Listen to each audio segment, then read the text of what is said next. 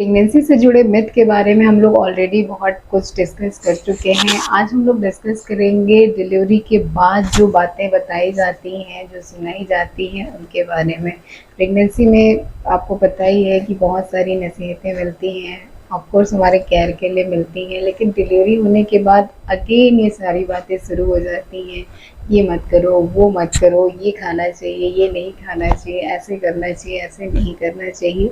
कुछ बातें उसमें से ठीक भी हैं, कुछ बातें नहीं भी हैं। तो आज हम लोग इस वीडियो में ये डिस्कस करेंगे कि ये सारे जो मिथ हैं, जितना मैंने सुना है उनको मैं डिस्कस करती हूँ कि उन बातों में कितनी सच्चाई है और किस हद तक उनको फॉलो करना ठीक है। सबसे पहली चीज़ जो सुनने को मिलती है, स्पेशली मैंने अपने डिलीवरी के बाद सुना था कि खट्टी चीज़ों को नहीं खाना चाहिए। खट्टी चीज़ें जैसे अंगूर हो गया, नींबू है, संतरा है, ये नहीं खाना चाहिए, दही नहीं खाना चाहिए। ऐसा माना जाता है कि अगर हम खट्टी चीज़ें खाएंगे तो हमारा दूध फट जाएगा, जो बच्चे को नुकसान करेगा। लेकिन होता इसका ठीक उल्टा है। आप जब भी सिट्रस फ्रूट लेते हो, जैसे संतरा, नींबू, कीवी, अंगूर, तो इनमें विटामिन सी पाया जाता है, फ्लेवोनॉइड्स और फाइबर्स पाए जाते हैं। तो ये आपकी वुंड हीलिंग में बहुत हेल्प करते हैं, चाहे आपकी डिलीवरी नॉर्मल हुई हो, चाहे सीजेरियन से हुई हो, वुंड हीलिंग में ये हेल्प करते हैं। आयरन के एब्जॉर्प्शन रेट को बढ़ाते हैं। डिलीवरी के बाद स्पेशली हमारे प्रेगनेंसी में तो आयरन की डिमांड होती ही है, डिलीवरी के बाद ब्लड लॉस होता है तो आयरन की ज़रूरत हमें होती है, तो इसकी डिमांड बढ़ती है। तो ये आयरन के एब्जॉर्प्शन को भी बढ़ाता है बॉडी में। विटामिन सी से इम्यूनिटी बढ़ती है, ये तो आप सभी लोग जानते हैं। इसके साथ ही इसे लेने से आप खुद को फ्रेश भी फील करते हैं। दही में प्रोबायोटिक्स पाए जाते हैं, तो ये आपकी जो डाइजेस्टिव सिस्टम है इसको काफ़ी इम्प्रूव करता है और डाइजेशन में बहुत हेल्प करता है। तो आपको डिलीवरी के बाद अपने डाइट में ज़रूर से सिट्रस फ्रूट को शामिल करना चाहिए। डिलीवरी के बाद ब्रा नहीं पहनना चाहिए। ऐसा लोग मानते हैं कि अगर आप डिलीवरी के बाद ब्रा पहनते हैं तो फिर आपकी जो मिल्क का फॉर्मेशन है वो कम होगा। ऐसा बिल्कुल नहीं है, लेकिन डिलीवरी के बाद ब्रेस्ट का साइज़ बढ़ता है क्योंकि उसमें मिल्क का फॉर्मेशन हो रहा होता है। और अगर आप पहले वाली अपनी ब्रा पहनोगे तो पहली चीज़ आपको अनकम्फर्टेबल फील होगा, आपको पेन होगा, आपके मिल्क डक्ट ब्लॉक हो सकते हैं, आपको मेस्टाइटिस जैसी प्रॉब्लम हो सकती है। तो आपको ब्रा ज़रूर से पहनना है ताकि आपके जो ब्रेस्ट बढ़ रहे हैं उनको सपोर्ट मिले, आपको ब्रेस्ट में पेन ना हो, ब्रेस्ट में आगे चल के कोई सैगिंग ना हो। तो इन सब चीज़ों से बचने के लिए आपको ब्रा ज़रूर पहनना है। ब्रा पहनने से बहुत कंफर्टेबल फील होता है, लेकिन अपने साइज़ के हिसाब से आपको ब्रा पहनना है। आप इसके लिए मैटरनिटी ब्रा भी यूज कर सकती हैं, इससे आपको दूध पिलाने में भी काफ़ी कंफर्टेबल होगा और इससे आपको सपोर्ट भी मिलेगा। ये भी सुनने में आता है कि अगर किसी के ब्रेस्ट का साइज़ छोटा है तो उसमें दूध कम बनेगा, ब्रेस्ट का साइज़ बड़ा है तो उसमें दूध ज़्यादा बनेगा। तो ऐसा बिल्कुल नहीं है। ब्रेस्ट साइज़ पे दूध का बनना डिपेंड नहीं करता है। ब्रेस्ट में 2 तरह के टिश्यू पाए जाते हैं, एडिपोज टिश्यू और दूसरा होता है सिक्रेटरी टिश्यू। तो जो इसमें एडिपोज टिश्यू होते हैं ये फैट टिश्यू होते हैं। अगर किसी में ये ज़्यादा होंगे तो उसके ब्रेस्ट का साइज़ बड़ा होगा, अगर कम होंगे तो ब्रेस्ट का साइज़ छोटा होगा। जो सेक्रेटरी टिश्यू हैं ये मिल्क फॉर्मेशन के लिए ज़िम्मेदार होते हैं, तो अगर इनमें कोई परेशानी है तभी मिल्क का फॉर्मेशन कम होगा। तो मिल्क का फॉर्मेशन सेक्रेटरी टिश्यू पे डिपेंड करता है। डिलीवरी के बाद अक्सर जो घर के लोग होते हैं, हमने बहुत सारे पेशेंटों को बोलते हैं, हम लोग बोलते हैं आप पानी ज़्यादा पियो, तो घर वाले मना कर देते हैं कि अगर पानी ज़्यादा पिएगी तो इसका पेट फूल जाएगा। तो पानी पीने से किसी का भी पेट नहीं फूलता है। जो आपकी बॉडी में फ़ैट इकट्ठा होता है वो इसलिए होता है क्योंकि डिलीवरी के बाद अक्सर ही बहुत केयर में रखा जाता है, घी के लड्डू खिलाए जाते हैं, 1 से 1.5 महीने तक कंप्लीट रेस्ट पे रखा जाता है, किसी तरह की फिजिकल एक्टिविटी नहीं होती है। तो पानी पीना नहीं, ये सारी चीज़ें आपके फ़ैट गेन के लिए ज़िम्मेदार होती हैं। डिलीवरी के बाद आपको ज़्यादा से ज़्यादा पानी पीना चाहिए, कम से कम 3 से 4 लीटर लिक्विड आपको अपनी डाइट में लेना ही चाहिए। अगर आप पानी कम पिएंगे तो आपका मिल्क का फॉर्मेशन कम होगा, क्योंकि जो दूध बनता है उसमें 80% पानी ही होता है। इसके अलावा आपको कॉन्स्टिपेशन की प्रॉब्लम होगी, यूरिन इन्फेक्शन होगा, गिटनेस होगा और आप खुद को भी बहुत हेल्दी और फ्रेश फील नहीं करेंगी। तो पानी आपको ज़्यादा से ज़्यादा पीना है। अगर आप बच्चे को दूध पिला रहे हैं, लैक्टेटिंग मदर हैं, तो किसी तरह की आपको मेडिसिन नहीं लेनी है। ऐसा नहीं है, आप मेडिसिन ले सकते हैं, लेकिन बहुत सारी ऐसी मेडिसिन होती हैं जो मिल्क के थ्रू बच्चे को भी अफ़ेक्ट कर सकती हैं। तो आपको जब भी कोई परेशानी हो रही है तो आप डॉक्टर से पहले मिलें, उनसे बात करें, उसके बाद ही मेडिसिन लें। एक चीज़ और भी ये बोली जाती है कि अगर माँ को बुखार आ रहा है या फिर सर्दी जुकाम जैसी परेशानी है तो बच्चे को दूध नहीं पिलाना चाहिए, बच्चे को इससे सर्दी जुकाम या बुखार हो जाएगा। ऐसा नहीं है, होता इसका ठीक उल्टा है। अगर माँ किसी चीज़ से लड़ रही है, उसको फ़ीवर है, चाहे कोई परेशानी है, तो उसकी बॉडी के अंदर एंटीबॉडीज़ बनते हैं जो इससे लड़ने में हेल्प करते हैं। तो अगर बच्चा उसका दूध पीता है तो ये सारे एंटीबॉडीज़ भी उसमें ट्रांसफ़र होते हैं और वो बच्चे को और स्ट्रॉन्ग करते हैं ताकि वो किसी चीज़ से, इन सारे इन्फेक्शन से फ़ाइट कर सके। तो अगर आप बीमार हैं, कोई बहुत सीरियस प्रॉब्लम नहीं है या फिर डॉक्टर ने आपको मना नहीं किया है, तो ऐसे टाइम में आप बिल्कुल दूध पिला सकती हैं। अगर सर्दी जुकाम बुखार जैसी प्रॉब्लम है तो ये एक वायरल इन्फेक्शन है, तो आपका बच्चा भी उतना ही अफेक्ट होगा जितना फैमिली के बाकी मेंबर। तो आप जब भी दूध पिलाओ, आपको ऐसी प्रॉब्लम है, तो आप मास्क का यूज कर सकते हैं।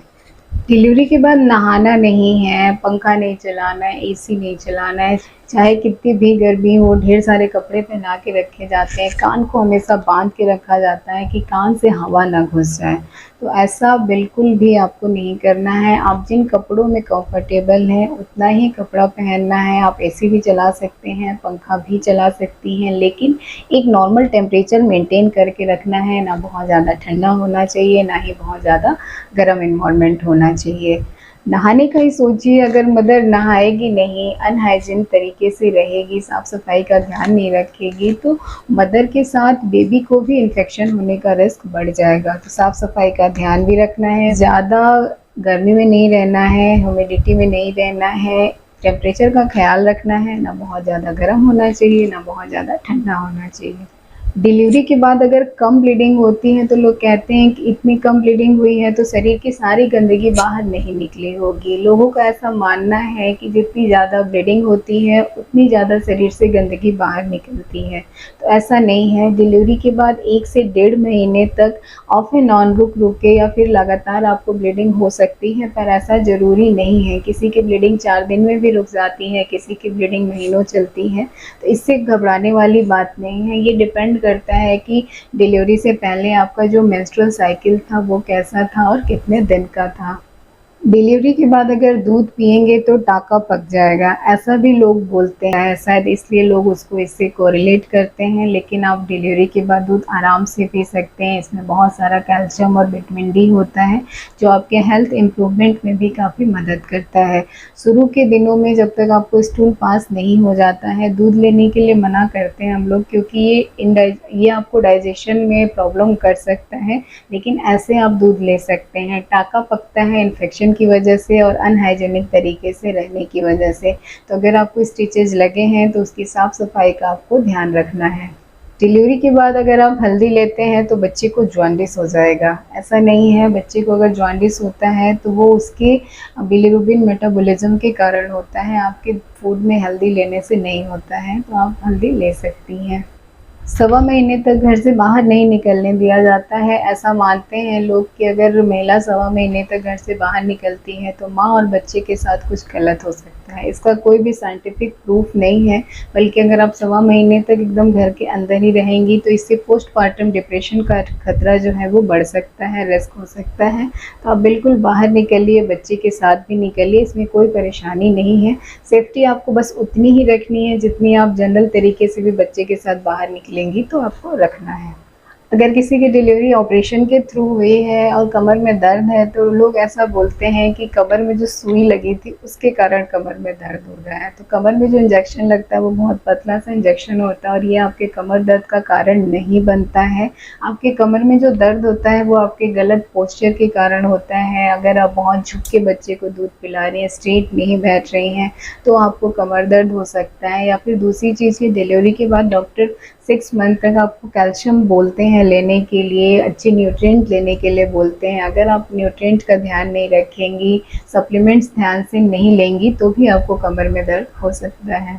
ऑपरेशन के बाद मोटापा बढ़ जाता है, शरीर खराब हो जाता है, तो ऐसा नहीं है। ऑपरेशन के बाद जो एक्स्ट्रा रेस्ट, एक्स्ट्रा केयर दी जाती है, लाइफ़स्टाइल सेडेंटरी हो जाती है।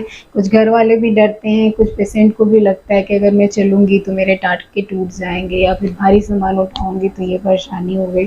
प्रिकॉशन आपको रखना है, पर 1 डेढ़ महीना बहुत है इसके लिए। उसके बाद आप अपना रूटीन लाइफ़स्टाइल आराम से एन्जॉय कर सकती हैं। ठंडी चीज़ें खाने से बच्चे को ठंड लग जाएगी, स्पाइसी फूड अगर खाएँगी तो बच्चे का पेट ख़राब हो जाएगा, तो ऐसा नहीं है। लेकिन आपको उतना प्रिकॉशन खुद के लिए रखना है कि आप खुद बीमार ना पड़ें। आप बहुत ज़्यादा स्पाइसी अगर लेंगी तो आपको इंडाइजेशन हो सकता है, लूज़ मोशन हो सकता है। ठंडी चीज़ें अगर बहुत ठंडी में आप खा रहे हैं या फिर पहले से कफ़ कोल्ड है, आपने और ठंडी चीज़ें ले ली, तो आपको अगर कफ़ कोल्ड होगा तो आपके दूध से बच्चे को तो नहीं होगा, लेकिन आपके थ्रू बच्चे को इन्फेक्शन हो सकता है।